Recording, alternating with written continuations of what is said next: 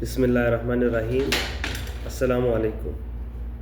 প্রিয় পাকুন্দি ও প্রতিবাসী, আপনাদের সন্তান হিসেবে, আপনাদের ভাই হিসেবে, আপনাদের বন্ধু হিসেবে, আপনাদের স্নেহের মানুষ হিসেবে আপনাদের কাছে আমার অনুরোধ, আগামী জাতীয় নির্বাচনে বাংলাদেশ জাতীয়বাদী দল বিএনপির মনোনীত প্রার্থীকে স্বাধীনতা সার্বভৌমত্ব রক্ষায় ধানের শীষ মার্কায় ভোট দিয়ে জয়যুক্ত করুন।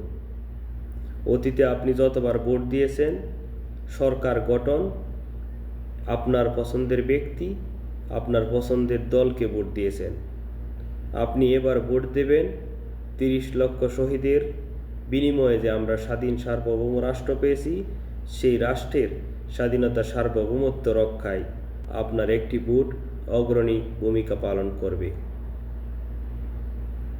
আমার কথার সাথে আপনার বিমত থাকতে পারে, বিএনপির মনোনীত প্রার্থীর কথায় আপনার বিমত থাকতে পারে, তার সব আচরণ আপনার ভালো নাও লাগতে পারে, কিন্তু আপনি একটা জায়গায় একমত, সেটি হলো স্বাধীনতা সার্বভৌমত্ব।